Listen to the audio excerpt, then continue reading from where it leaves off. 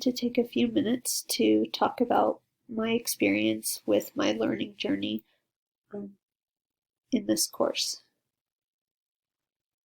The first thing is a little bit of background information. So in class, I'm known as Miss McKee. I'm from Utah. I love to teach reading, and my favorite color is yellow.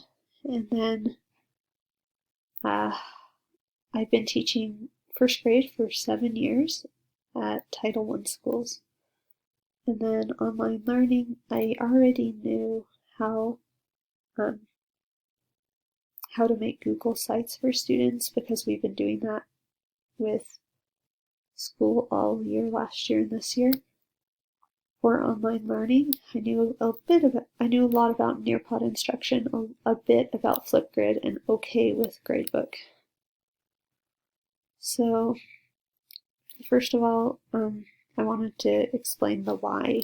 So the reason why I wanted to take this class is because it helps me become a better teacher and better able to prepare my students for the careers that will be coming up when they grow older. So, when I was in, 20 years ago, I would have been 12, and a lot of these jobs probably weren't even thought of, Google and eBay, etc., or just barely coming out. So technology is a key to most jobs today, and we need to be preparing them for these global jobs.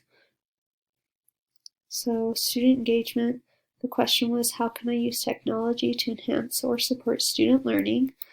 And I said the activity involving hyperlinks helps mix things up. So I use a lot of Nearpods when I'm teaching science and social studies, but by providing hyperlinks, it allows students to have a greater freedom of choice so that they can choose how fast or how slow or when to pause the lesson or repeat it, and they can go at their own rate while I'm helping other kids.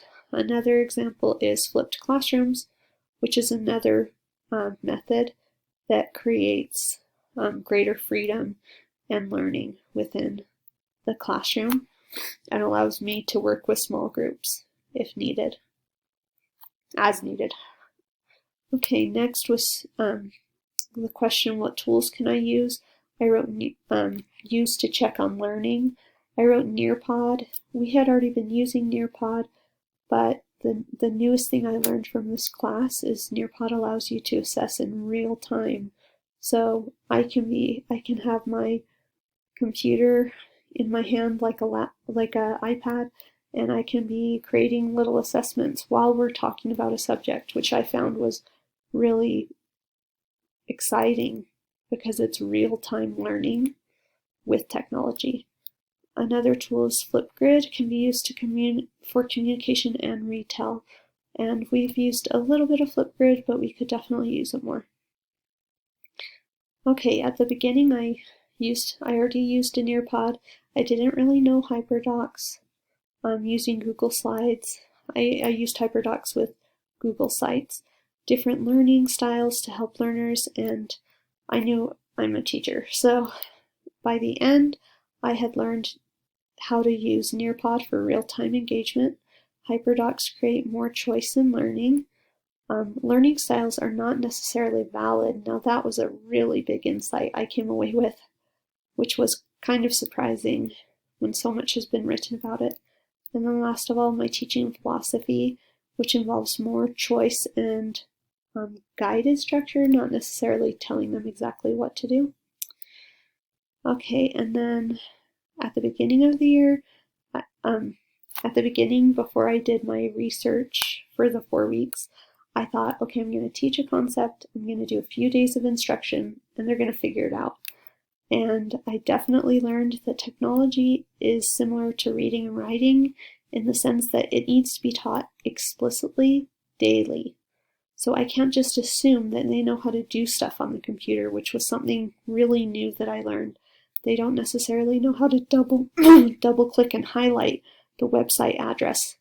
They don't necessarily remember what the tabs or take you to, or how And another insight I had was that spelling was a struggle for many students, and so that daily dose of teaching reading is so key to help them prepare to be learners of online material.